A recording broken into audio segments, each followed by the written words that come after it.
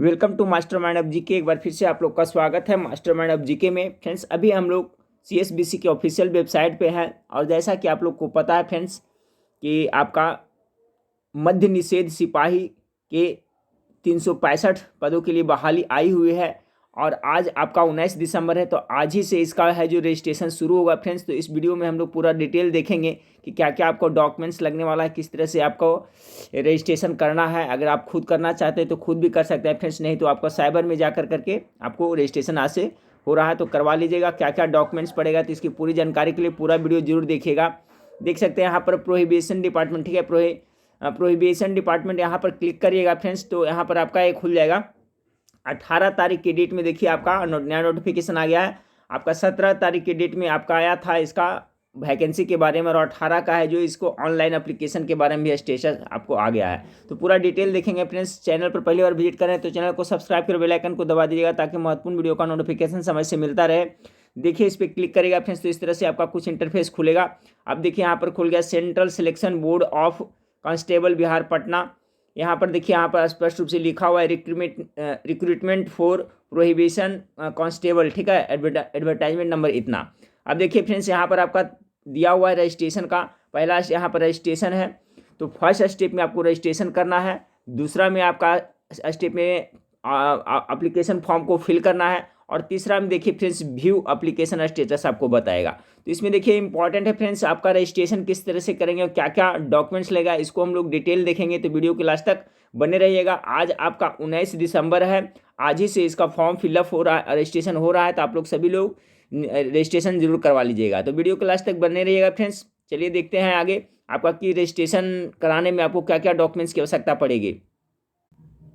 हाँ फ्रेंड्स, तो देखिए जैसे ही आपका पहला रजिस्ट्रेशन वाले पे क्लिक करेगा तो इस तरह से कुछ इंटरफेस खुलेगा और इसको हम लोग बारीकी से डिटेल में देखते चलेंगे क्या क्या आपको निर्देश दिया हुआ है।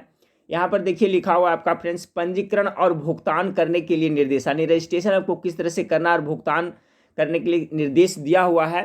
तो आप अपना खुद आप घर से भी भर सकते हैं फ्रेंड्स, सिस्टम आपके पास है। तो अब देखिए यहाँ लिखा हुआ है कि पंजीकरण और भुगतान करने से पहले एक महत्वपूर्ण नोट, क्या नोट है कि एक वैध सक्रिय मोबाइल नंबर और ईमेल आईडी रखें। यानी कि एक आपका मोबाइल नंबर जो आपका है फ्रेंड्स, जो आपका पहले से मोबाइल नंबर है, वैध मोबाइल नंबर, और एक ईमेल आईडी रखें जो आपका हो। आपका नहीं, आपके नाम पर मोबाइल नंबर भी होना चाहिए और ईमेल आईडी आपका हो।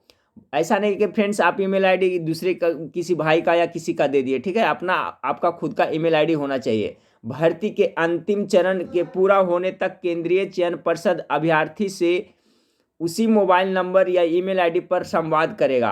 आप समझ रहे हैं फ्रेंड्स, आने की जो आपका ईमेल आईडी रहेगा उसी पे जो भी इससे संबंधित रिलेटेड मैसेज आएगा जो आप ही का मोबाइल नंबर पर और ईमेल आईडी पर आएगा। केंद्रीय चयन पर्षद गलत या अमान्य या डिस्कनेक्ट किया गया मोबाइल नंबर या ईमेल आईडी इनपुट के लिए जिम्मेदार नहीं होगा। यानी कि आपको खुद का मोबाइल नंबर होना चाहिए अपने नाम से और आपका ईमेल आईडी भी, और उसको एक्टिव हमेशा होना चाहिए, ठीक है, नहीं तो मैसेज फिर आपको नहीं जाएगा। पहला में देखिए रखा है पंजीकरण प्रपत्र में है कि नोट, कृपया आवेदन फॉर्म खरीदने के लिए पंजीकरण करने से पहले निम्न जानकारी तैयार रखें। ठीक है फ्रेंड्स, यानी कि आपका रजिस्ट्रेशन करने के पहले ये सब जानकारी आपको रखना है। क्या क्या आपको लगेगा देख लिए डिटेल से। आवेदक का नाम 10th SSC मैट्रिक समकक्ष प्रमाण पत्र के अनुसार होना चाहिए। यानी कि आपका जो नाम है फ्रेंड्स वो 10वीं कक्षा का जो सर्टिफिकेट पर उसी के अनुसार होना चाहिए। Mister, miss, Shrimati, Shri, doctor आदि जैसे उपसर्ग की अनुमति नहीं है। आप कभी भी अपने नाम के आगे मिस्टर या मिस, श्रीमती या श्री या डॉक्टर ऐसा कुछ भी आपको टाइटल वहाँ पे नहीं होना चाहिए। दूसरा है फ्रेंड्स राष्ट्रीयता, केवल भारतीय नागरिक आवेदन करने के पात्र हैं, बिल्कुल पूरे भारतीय का ही लिए वैकेंसी है फ्रेंड्स, ठीक है। तीसरा नंबर में है मोबाइल नंबर में है वैध और सक्रिय मोबाइल नंबर दर्ज कराना अनिवार्य है, क्योंकि यह केंद्रीय चयन पर्षद से भी भावी संवाद के लिए इस्तेमाल किया जाएगा। अगर आप गलत या अवैध मोबाइल नंबर दर्ज करते हैं तो आप भविष्य में महत्वपूर्ण सूचनाएं प्राप्त नहीं कर पाएंगे। इसलिए आपका मोबाइल अच्छा होना चाहिए फ्रेंड्स, जो हमेशा आपके पास रहे। यदि केंद्रीय चयन पर्षद से सूचनाओं के दौरान किसी भी समय आपका मोबाइल नंबर काम नहीं कर रहा है तो केंद्रीय चयन पर्षद उत्तरदायी नहीं होगा, नहीं करेगा तो वो मैसेज तो सेंड करेगा लेकिन आपका बंद रहेगा तो उसके लिए जिम्मेदार नहीं है। कोई भी आवेदक सिर्फ एक आवेदन पत्र भर सकता है, ठीक है। ऐसा नहीं कि दो भर सकते हैं, एक ही भर सकता है। एक मोबाइल नंबर से मात्र एक आवेदन पत्र भरा जा सकता है, ये भी ध्यान रखिएगा फ्रेंड्स। एक मोबाइल नंबर से मात्र एक ही आवेदन पत्र भरा जा सकता है। यदि आपने विभिन्न मोबाइल नंबरों से दो या दो अधिक बार आवेदन किया है तो आपके सभी आवेदन अस्वीकार कर दिया जाएगा। ध्यान रखिएगा फ्रेंड्स, एक मोबाइल से एक ही, अगर दो किएंगे या कोई आप भाई का है या किसी और दोस्त का है, अगर अपना ही मोबाइल नंबर दे दीजिएगा तो आपका दोनों रद्द हो जाएगा। ऑनलाइन आवेदन भरने के बाद मोबाइल नंबर में बदलाव स्वीकार नहीं किया जाएगा, और आवेदन जब भर दीजिएगा फ्रेंड्स उसके बाद में आपका मोबाइल नंबर में है जो सुधार नहीं किया जाएगा। तो ध्यान रखिएगा, एक आप मोबाइल नंबर आप अपना में ही दीजिएगा और किसी दूसरे में, भाई या साथी में नहीं दीजिएगा।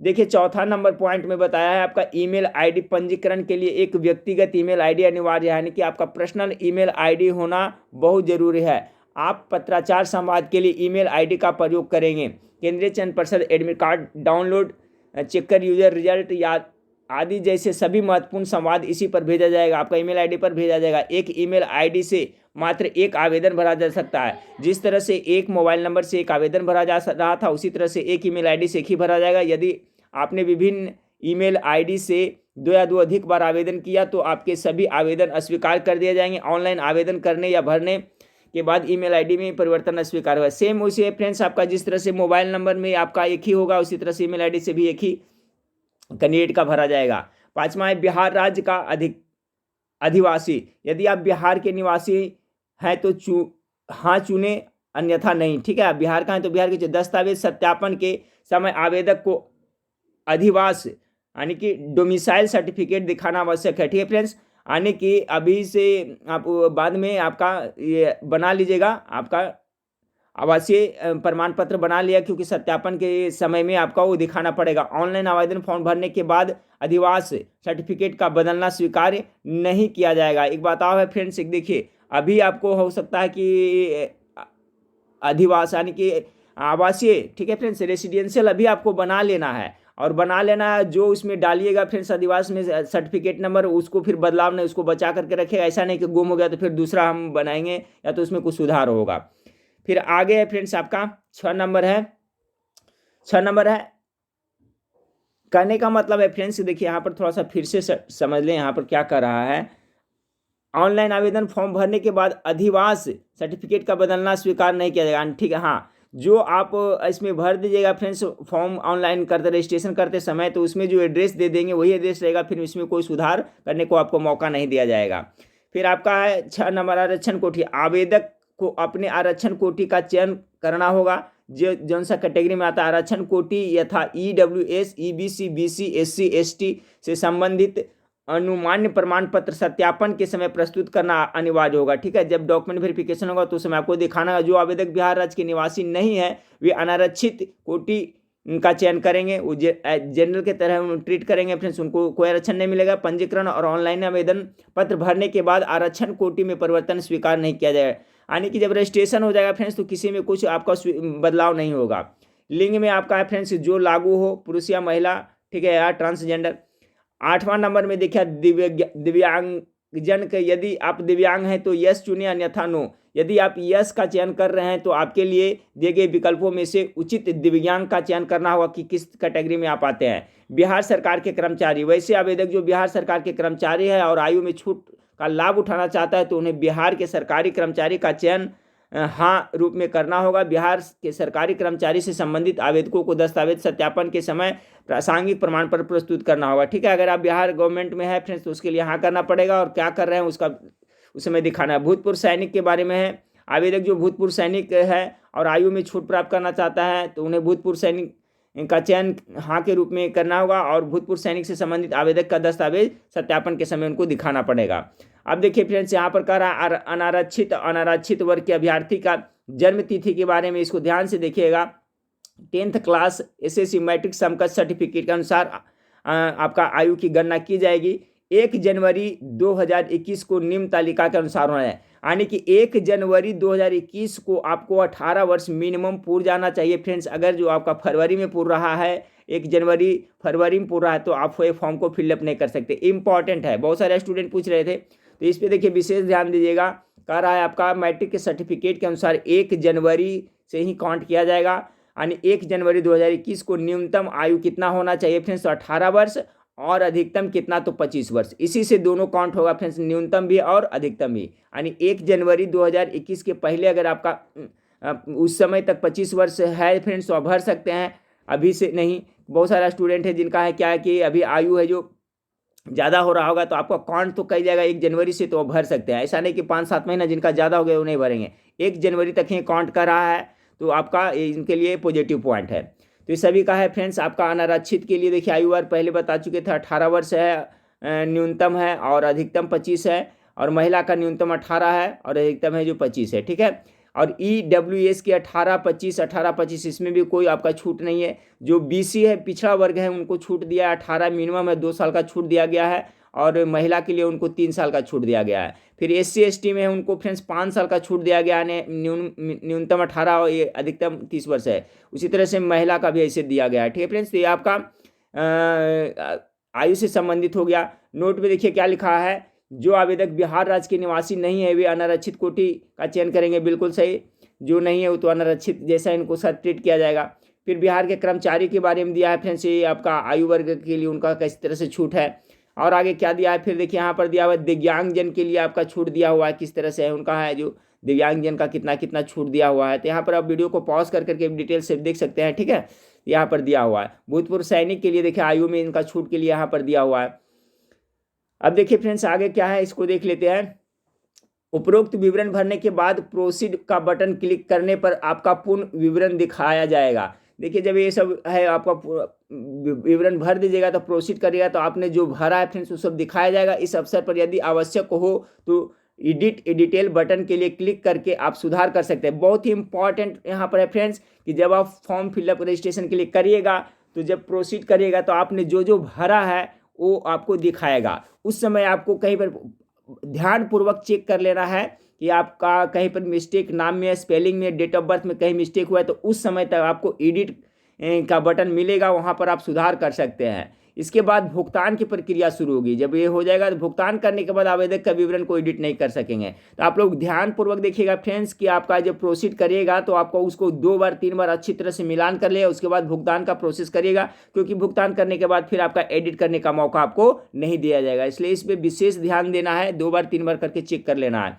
भुगतान करने के लिए पंजीकरण पूरा करने के बाद आपको नेट बैंकिंग से रुपए डेबिट कार्ड, क्रेडिट कार्ड के माध्यम से ऑनलाइन भुगतान करना होगा। बहुत ही अच्छा तरीका है फ्रेंड्स, ठीक है, आराम से कर सकते हैं। भुगतान राशि में अपेक्षित आवेदक शुल्क और बैंक के देय लेन देन शुल्क सम्मिलित होंगे जो भुगतान पृष्ठ पर स्पष्ट दिखाई देंगे, ठीक है। यानी कि आपको उसमें आपका जो टैक्स वगैरह जो सब रहेगा। अब कितना कितना पैसा लग रहा है फ्रेंड्स, तो सभी कोटि गैर अधिवास नॉन डोमिसाइल उम्मीदवार के लिए 675 रुपया, महिला का भी और पुरुष का भी लगेगा। अनारक्षित बिहार का अधिवास के लिए उनके लिए जो है कि पुरुष के लिए आपका फ्रेंड्स जनरल के लिए है जो 675, लेकिन महिला का मात्र 180 रुपया फॉर्म भरने में लग रहा है। EWS को 675, महिला का 180, EBC BC का 675 और 180, और जो SC ST है फ्रेंड्स उनका जो पुरुष का भी 180 है और महिला का भी 180 है। सभी कोटि के दिव्यांगजन के लिए 180 रुपया रहेगा। और आपका फिर है फ्रेंड्स बिहार राज्य के ट्रांसजेंडर उसके 180 रुपया। यानी कि कहने का मतलब है फ्रेंड्स आपका जनरल EBC और EBC BC EWS ये सभी को 675 रुपया, और महिला वर्ग के सभी जो कोटि के वर्ग के हैं महिला वर्ग के उनको जनरल के छोड़ कर करके, जनरल का तो महिला का बहुत नहीं लग रहा है, पुरुष का भी, बाकी का सबको 180 रुपया लग रहा है, ठीक है। तो आप समझ गए होंगे। अब देखिए फ्रेंड्स यहाँ पर क्या आगे कर रहा है, निर्देश देख लीजिएगा। सफल भुगतान के उपरांत आवेदक को उनके पंजीकृत मोबाइल नंबर पर पंजीकरण आईडी के साथ एक सफल पंजीकरण संदेश प्राप्त होगा। जब आपका रजिस्ट्रेशन हो जाएगा फ्रेंड्स, आप पैसा का भुगतान कर देगा तो उस पर आपका पंजीकरण आईडी आपको प्राप्त होगा। यह पंजीकरण आईडी आपकी आवेदन आईडी भी होगी, और वही जो रजिस्ट्रेशन आवेदन आईडी वही होगा जो कि आपका नेक्स्ट स्टेप में जब फॉर्म फिलअप करिएगा फ्रेंड्स रजिस्ट्रेशन के बाद, तो वहाँ पर ये आपकी आईडी नंबर खोजेगा, जिसका प्रयोग आप भविष्य के संदर्भ के लिए करेंगे। और ये सब आइडिया जो फ्रेंड्स आप एक नोटबुक पर या डायरी में लिख करके रखेंगे कि बाय चांस आपका गुम हो जाता है, मोबाइल इधर कुछ होता है तो वो आपका काम आए। तो जिस तरह से अब मोबाइल में आएगा उसको मैसेज को उसको आप अपनी आईडी को, पंजीकरण आईडी को आप एक नोट डायरी में लिख लीजिएगा।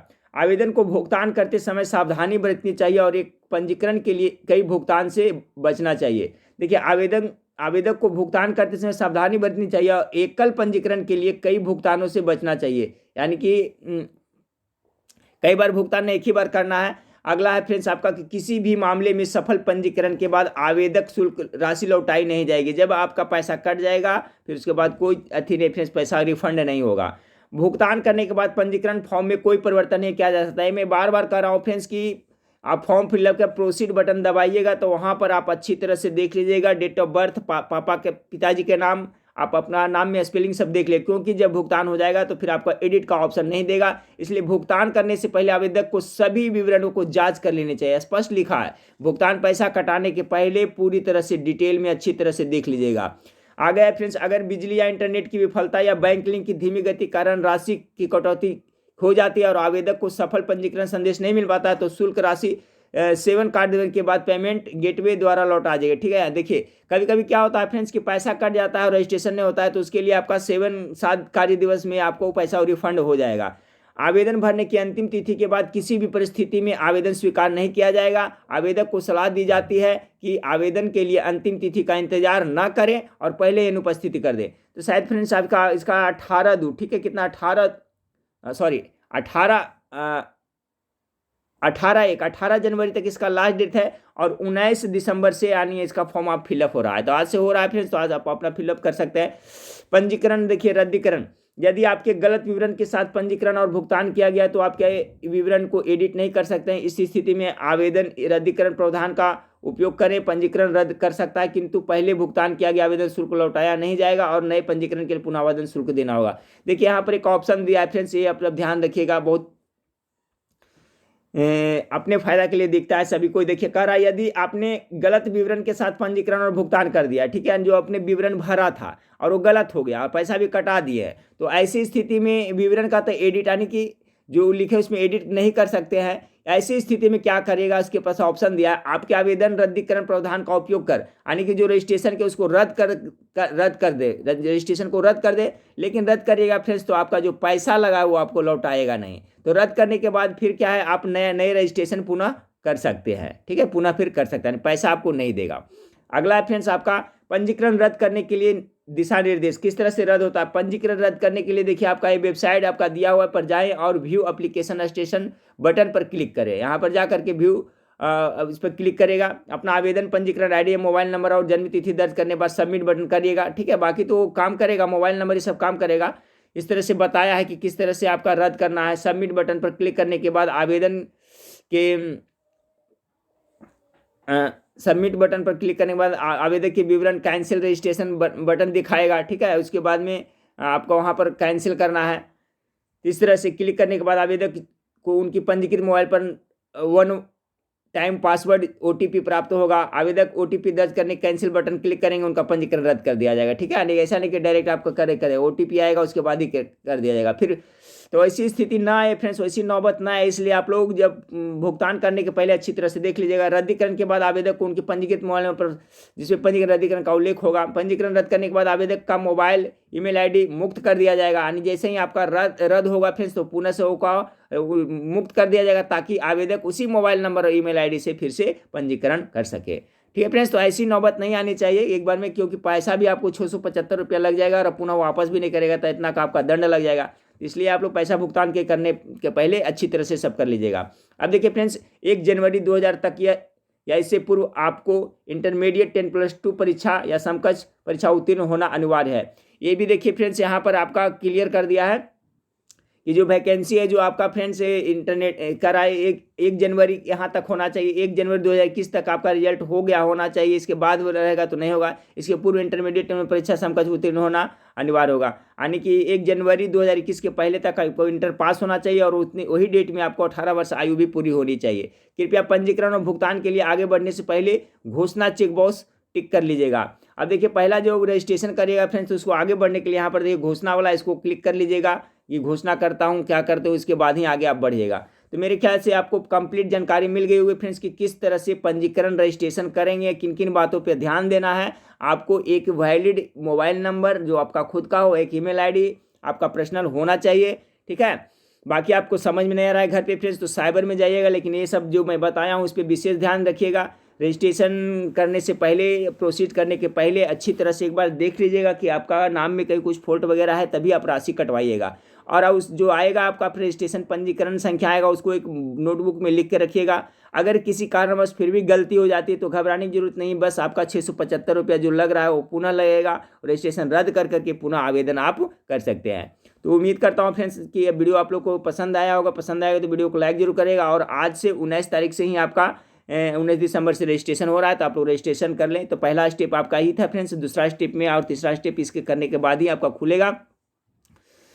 तो चलिए फ्रेंड्स, नेक्स्ट वीडियो में फिर मिलते हैं। देखने के लिए थैंक यू, धन्यवाद।